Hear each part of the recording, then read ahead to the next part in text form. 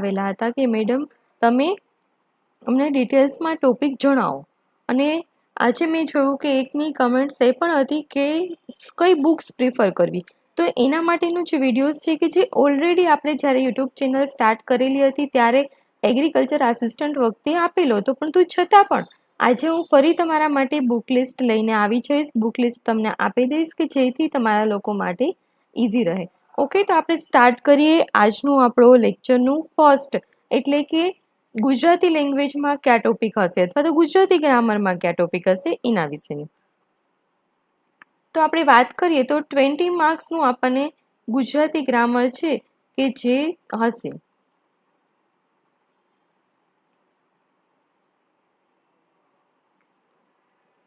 તો આ 20 માર્ક્સમાં કયા ટોપિક હોવા જોઈએ? તો પહેલા તો છે સમાનાર્થી શબ્દો. શું હશે?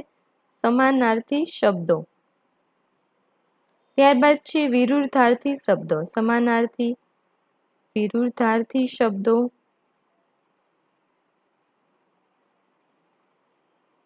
ત્યારબાદ હશે આપણને ભાષા શુદ્ધિ અથવા તો વાક્ય પરિવર્તન. શું છે? ભાષા શુદ્ધિ.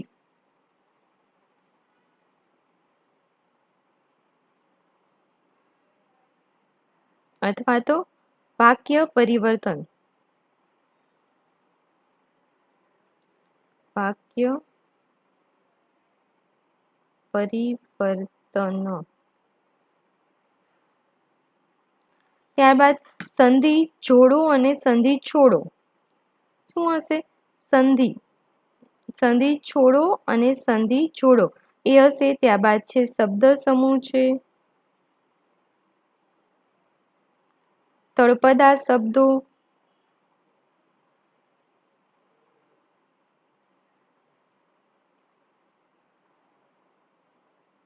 રૂઢિપ્રયોગો.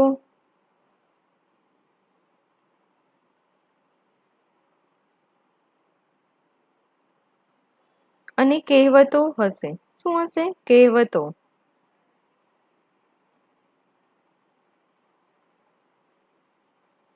આટલા ટોપિક છે કે જે મોસ્ટ પ્રોબેબલી આપણને ગુજરાતી જે ગ્રામર છે કે જેમાં જોવા મળશે જ.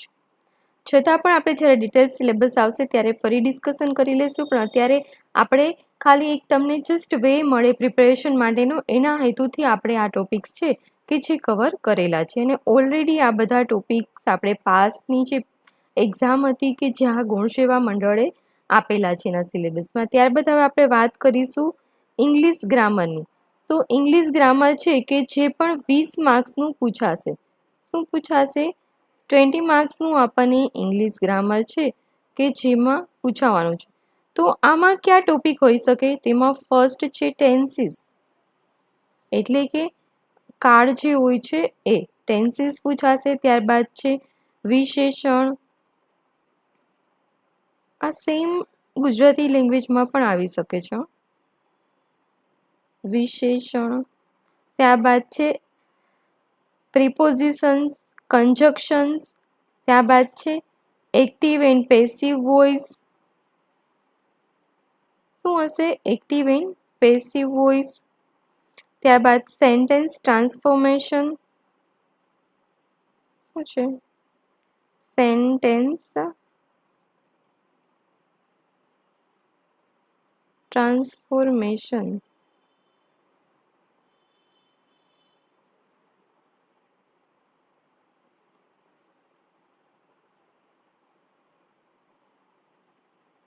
સેન્ટેન્સ ટ્રાન્સફોર્મેશન હશે. ત્યારબાદ છે સિનોનિમસ, એન્ટોનિમસ, એટલે કે સમાનાર્થી વિરોધાર્થી સેમ હશે. સિનોનિમસ, એન્ટોનિમસ. શું છે? એન્ટોનિમસ. ત્યારબાદ હશે વન વર્ડ સબસ્ટિટ્યુશન, એટલે રૂઢિપ્રયોગો હશે. અહીંયા પણ શું છે? વન વર્ડ પણ ઇંગ્લિશમાં હશે. One word substitution.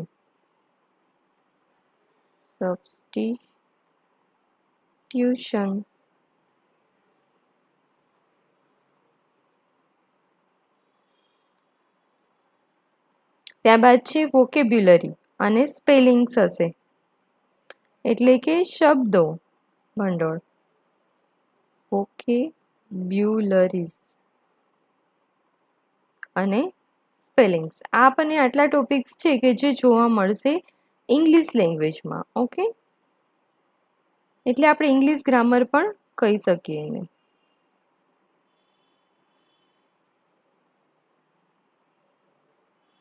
ત્યારબાદ આપણે વાત કરીએ જીકે અથવા તો જનરલ અવેરનેસ જે છે કે જે પૂછાવાનું છે 35 માર્ક્સનું. તો જે જનરલ અવેરનેસ કે જેમાં જીકે અથવા તો જનરલ અવેરનેસ છે જે કે જે 35 માર્ક્સનું હશે. તો એમાં કયા કયા ટોપિક કવર થઈ શકે? જો એની આપણે વાત કરીએ તો ગુણ સેવા મંડળ એટલે કે આ જે નવા પંચાયતના જે રૂલ્સ આવ્યા છે, જે નવા આરઆર છે કે જેમાં ઓલરેડી 11 ટોપિક છે કે જેને કવર કરેલા છે. તો એ ટોપિક હું તમને વન બાય વન જણાવું. તો ફર્સ્ટ એમાં છે general mental ability and general intelligence. ત્યારબાદ છે second history of India and Gujarat. શું છે? હિસ્ટ્રી છે.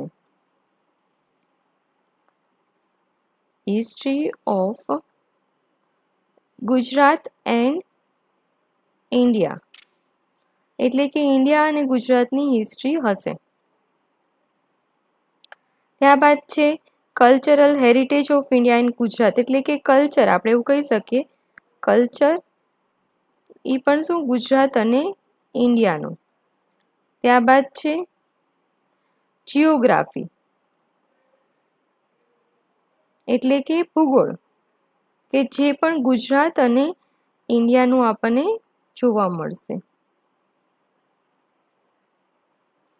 જિયોગ્રાફી જોવા મળશે. ત્યારબાદ છે સ્પોર્ટ્સ. એ આ સ્પોર્ટ્સ જે છે કે જે આપણને ઓલરેડી કરંટ અફેર હશે કે જેમાં કવર થઈ જશે સ્પોર્ટ્સ. ત્યારબાદ છે ઇન્ડિયન પોલિટી. શું છે? Indian polity.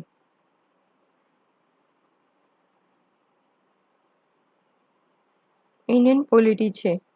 ત્યારબાદ છે ઇન્ડિયન ઇકોનોમી અને પ્લાનિંગ. શું છે? ઇન્ડિયન ઇકોનોમી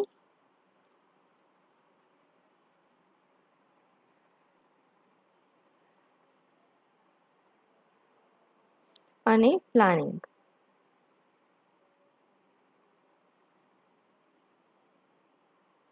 ઇન્ડિયન ઇકોનોમી અને પ્લાનિંગ. ત્યારબાદ આપણે નેક્સ્ટ ટોપિકમાં જે છે એ છે જનરલ સાયન્સ. શું છે? જીએસ એટલે કે જનરલ સાયન્સ છે. ત્યારબાદ છે એન્વાયરમેન્ટ રિલેટેડ છે. શું છે? Environment related. ત્યારબાદ કમ્યુનિકેશન ટેકનોલોજી એન્ડ ઇન્ફોર્મેશન એટલે ICT information and communication technology. અને ત્યારબાદ લાસ્ટ જે છે ટોપિક કે જેમાં છે કરંટ અફેર. અને આ જે કરંટ અફેર છે એ આપણને રિજનલ, નેશનલ અને ઇન્ટરનેશનલનું પૂછેલું છે. શું છે? રિજનલ, નેશનલ અને ઇન્ટરનેશનલ. તો આ જે 35 માર્ક્સ છે કે જેને તમારે કવર કરવા માટે શું કરવું પડશે? તો કે તમારે, હું તો એવું જ તમને સજેસ્ટ કરીશ કે તમે 6 to 12ની જે તમારી બુક હશે ને કે જેમાં તમારે હિસ્ટ્રી છે, કલ્ચર છે, જિયોગ્રાફી છે, ઇન્ડિયન પોલિટી છે અને ઇન્ડિયન ઇકોનોમી છે કે જે આટલા ટોપિક કે જે આ બધી બુકમાંથી કવર થઈ જશે. ત્યારબાદ તમારે ડેઇલી કરંટ અફેર કરવાનું રહેશે, પરંતુ કરંટ અફેર અત્યારથી સ્ટાર્ટ ન કરતા, જ્યારે નોટિફિકેશન આવે, ફોર્મ ભરાવાના સ્ટાર્ટ થઈ જાય એના પછી સ્ટાર્ટ કરજો. અત્યારથી સ્ટાર્ટ કરશો તો એ વર્થફુલ નથી. અને તમારે આઈસીટીનો જે ટોપિક છે કે જે કવર કરી લેવાનો થશે, ઇન્ફોર્મેશન કમ્યુનિકેશન ટેકનોલોજી. અને એન્વાયરમેન્ટ રિલેટેડ કંઈ નવા એક્ટ છે, ક્યોટો પ્રોટોકોલ છે, ત્યારબાદ બીજા એવા કંઈ પણ પ્રોટોકોલ છે અથવા તો કંઈ સમિટ થયેલી છે કે જે સ્પેસિફિકલી કોપ સમિટ છે કે જે ક્લાઇમેટ ચેન્જ રિલેટેડ હોય છે. તો એવું સ્પેસિફિક કઈ કમિટી અથવા તો કઈ ઇવેન્ટ છે કે ક્યાં ટોપિક રિલેટેડ છે એ તમારે કવર કરવાનું રહેશે. આટલા ટોપિક આપણે જીકેમાં કર્યા. ત્યારબાદ આપણે જોઈએ મેથ્સ રીઝનિંગમાં કેવા ટોપિક પૂછાઈ શકે.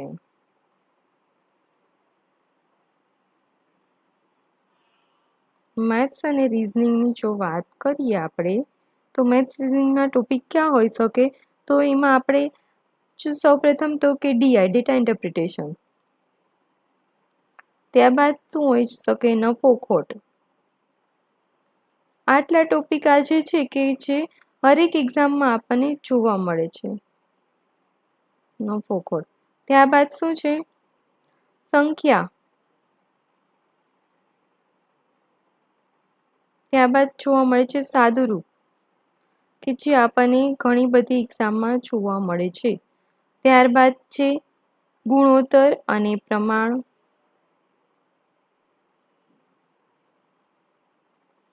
ગુણોત્તર અને પ્રમાણ.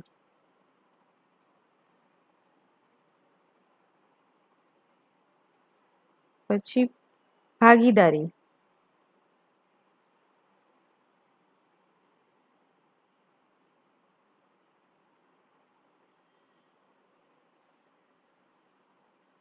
સમય, કાર્ય, અંતર. સમય, કાર્ય, અંતર. સમય, કાર્ય, અંતર. ઝડપ. કામ, મહેનતાણું.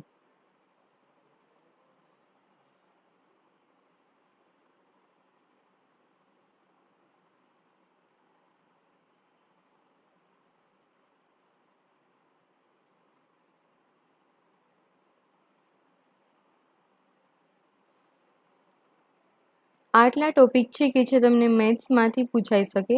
ત્યારબાદ આપણે રીઝનિંગના ટોપિકની જો વાત કરીએ તો એમાં શું હશે? તો કે પહેલાં તો ઉંમર સંબંધિત દાખલાઓ જે હોય છે, પ્રોબ્લેમ ઓન એજીસ, એ ઉંમર સંબંધિત દાખલા છે. ત્યારબાદ છે વેન આકૃતિ.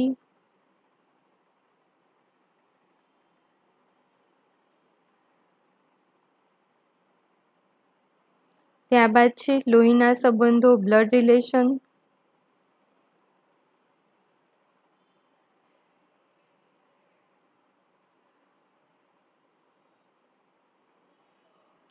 ત્યારબાદ છે માહિતીનું અર્થઘટન. શું છે? અને માહિતીની પર્યાપ્તતા. માહિતી અર્થઘટન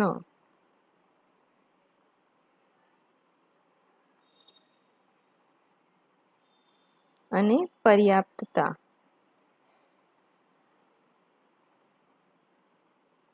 આટલા ટોપિક છે કે જે તમારે મેથ્સ રીઝનિંગમાં પૂછાઈ શકે. પછી આપણે ફાઇનલ જ્યારે આવશે ત્યારે વધુ ડિસ્કશન કરી લેશું આપણો જે સિલેબસ હશે એ મુજબ. પરંતુ અત્યારે જેને પ્રી પ્લાનિંગ જે પ્રિપરેશન કરવી હોય એના માટે સ્પેશિયલી છે. ઓકે, ત્યારબાદ આપણે નેક્સ્ટ જોઈએ હવે કે કઈ બુક વાંચવી જોઈએ. Book list. તો જો બુક લિસ્ટની આપણે વાત કરીએ કે કઈ બુક વાંચવી જોઈએ, તો બુક લિસ્ટમાં સૌપ્રથમ તો તમે જે પણ સ્ટડી કરેલું છે એના બેઝિક લીથા જે હોય એ તમારે વાંચી લેવાનું. ફોર એક્ઝામ્પલ BRS વાળા છે તો BRS વાળા લોકોને આપણા સિલેબસમાં જે કંઈ ટોપિક હોય એના રિલેટેડના પહેલાં તો લીથા વાંચી લેવાના. ડિપ્લોમા વાળા લોકો છે તો એ લોકોએ કરી લેવાનું. ડિપ્લોમા. ત્યારબાદ આપણે વાત કરીએ, આ લોકો એના બેઝિક વાંચી લીધા. ત્યારબાદ તમારે વાંચવાના હોય જોઈએ BSc રિલેટેડ કંઈ પણ મટીરિયલ હોય એ. શું છે? BSc related material. BScનું કંઈ પણ મટીરિયલ હોય, કંઈ પણ લિટરેચર હોય એ તમારે વાંચવાનું. એનું રીઝન શું છે? તો કે આમાં તમને ડેપ્થમાં એક નોલેજ પ્રોવાઈડ થશે. અને જો આ ટોટલી ઓપ્શનલ છે, ટોટલી ઓપ્શનલ છે. પરંતુ જો તમારે બીજું વાંચવું હોય, ફોર એક્ઝામ્પલ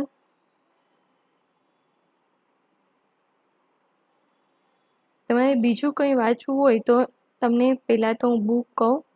એક છે બેઝિક નેમરાજ સુંદરાવાળી. શું છે? નેમરાજ સુંદરા. હા, એગ્રી આસિસ્ટન્ટની એક્ઝામમાં આ બુકમાંથી વધુ પડતું કવર નહોતું થયું, મને ખ્યાલ છે, પરંતુ તમારે જો બેઝિક સ્ટેપ બાય સ્ટેપ કરવું હોય તો આ બુક છે કે જે બેસ્ટ બુક છે કે જેમાં તમે સારું એવું બેઝિક કવર થઈ ગયેલું છે, એટલા માટે હું તમને આ સજેસ્ટ કરું છું.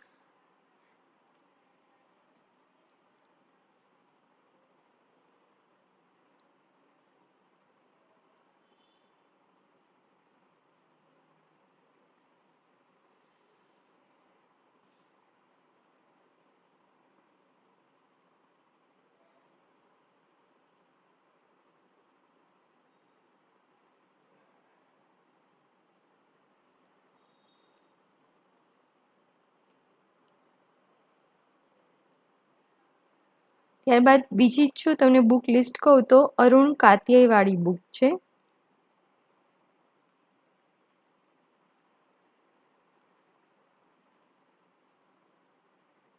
પરંતુ આ બુક છે કે જે તમને 2 વોલ્યુમમાં જોવા મળશે. અને ત્યારબાદ આ જે બુક છે કે જેમાં બેઝિક સારું એવું છે, પરંતુ ઘણા લોકોને આ જે બુક છે કે જેની લેંગ્વેજ પસંદ નથી, ઘણાને ડિફિકલ્ટ લેંગ્વેજ લાગે છે. એટલે તમારે લોકોને તમને કઈ બુક ગમે છે એ તમારે આઈડેન્ટિફાઈ કરવાની છે અને એની વ્યવસ્થિત રીતે કવર કરવાનું છે. ઓકે, ત્યારબાદ નેક્સ્ટ બુકની જો આપણે વાત કરીએ તો મુનિરાજવાળી બુક છે, જનરલ એગ્રીકલ્ચરની છે. આ બધી જે બુક છે હું તમને જનરલ એગ્રીકલ્ચર માટે કહું છું. શેના માટે છે? જનરલ એગ્રીકલ્ચર માટે. એક છે બુક મુનિરાજ માટે, મુનિરાજની, કે જે મુનિરાજ રાઠોડ કરીને એક છે ઓથર કે જેમની બુક છે. ત્યારબાદ આપણે વાત કરીએ તો એગ્રીકલ્ચર એટ અ ગ્લાન્સ કરીને એક બુક છે કે જે પણ જનરલ એગ્રીકલ્ચર રિલેટેડ છે, કે જેમાં ઓથરમાં આપણે વાત કરીએ તો આર.કે. શર્મા. મેં અહીંયા તમને બધાના ઓથરના નામ આપેલા છે કે જેથી તમને લોકોને સર્ચ કરવામાં ઇઝી રહે. તો અત્યારે હું તમને જનરલ એગ્રીકલ્ચર માટે આ 4 જ બુક છે કે જે સજેસ્ટ કરું છું. એનું રીઝન છે કે પછી વધારે પડતું તમે મટીરિયલ વાંચશો તો એનું શું થશે? ડિસએડવાન્ટેજ થશે. ડિસએડવાન્ટેજ કેવી રીતે થશે? તો કે કોઈ પણ એક બુક છે એને તમે વારંવાર વાંચશો તો એનો જે કન્સેપ્ટ છે સારી રીતે તમારી ક્લિયર થઈ જશે. પરંતુ તમે અલગ અલગ પ્રકારની પહેલાં આ બુક વાંચી, પછી આ વાંચી ને પછી આ વાંચી, તો 4 બુકમાંથી તમે જો રિવિઝન નહીં કરી શકો તો એ બુકનું તમને કંઈ આઉટપુટ મળશે નહીં. એટલા માટે ભલે તમે માત્ર અરુણ કાતિયાઈની જ બુક વાંચો, પણ એનું તમે પરફેક્ટ રિવિઝન કરો. ઘણા નેમરાજ જ વાંચે છે, મને યાદ છે ઘણા એવા મેં સ્ટુડન્ટ જોયેલા છે કે જેમને નેમરાજ 25 વખત કવર કરેલું છે. એકને એક બુક 25 વખત વાંચી છે. પરંતુ આનો બેનિફિટ શું છે? તો કે નેમરાજમાંથી બુકમાંથી કંઈ પણ ક્વેશ્ચન પૂછાય એ લોકોને આવડી જાય છે. એટલે ઇન શોર્ટ મારે કહેવાનો મતલબ એ છે કે તમે કંઈ પણ બુક વાંચો, ડઝન્ટ મેટર, પરંતુ વ્યવસ્થિત રીતે રિવિઝન કરો એ વધુ મેટર કરે છે. એટલા માટે તમને જે પણ બુક સારી લાગે એ તમે વાંચી શકો છો. અને પછી કંઈ પણ એગ્રીકલ્ચર રિલેટેડ કરંટ અફેર હોય એ પણ સાથે સાથે તમારે કરવાના રહેશે. શું રહેવાનું? કંઈ ઇવેન્ટ હોય એ પણ કરવાની રહેશે. એ પણ ઘણી વખત એક્ઝામમાં પૂછાઈ શકે છે. અને આટલું તમે કરી લો પછી સાથે સાથે અહીંથી મેં તમને જે જણાવ્યું એમ કે આપણે કૃષિ ભંડોળ છે કે જે MCQ છે સિરીઝ છે કે જે ફરી સ્ટાર્ટ કરવાના છે. અને આ જે MCQ સિરીઝ હશે એમાં હવે તમને વેરિએશન થોડું જોવા મળશે. પહેલાં જેવી રીતના MCQ સિરીઝ આપણી ચાલતી એનાથી થોડીક તમને ડિફિકલ્ટ હશે. તમે જોશો એટલે તમને આઈડિયા આવી જશે. અને આપણે ટોપિક વાઇઝ લેક્ચર છે કે જે પણ કવર કરવાના છે. તો એમાં પણ તમને કંઈ બેઝિક નહીં સમજાણું હોય એ તમને સમજાઈ જશે. તમારે શું કરવાનું છે? આ બુકમાંથી તો તમે ફોર એક્ઝામ્પલ વાંચો જ છો, સાથે સાથે આ લેક્ચર જોઈ લેવાના. એટલે કંઈ એવી વસ્તુ હોય કે જે ના સમજાણી હોય તો ફરી સમજાઈ જશે. ઓકે, તો ફ્રેન્ડ્સ આ વિડીયોઝ આપણે અહીંયા સુધી જ રાખીએ. આપણે ફરી મળીશું નવા વિડીયોઝમાં. ત્યાં સુધી તમે આપણી ચેનલ કૃષિ ભંડોળ છે એને લાઇક કરો, શેર કરો અને સબસ્ક્રાઈબ કરો. Thank you.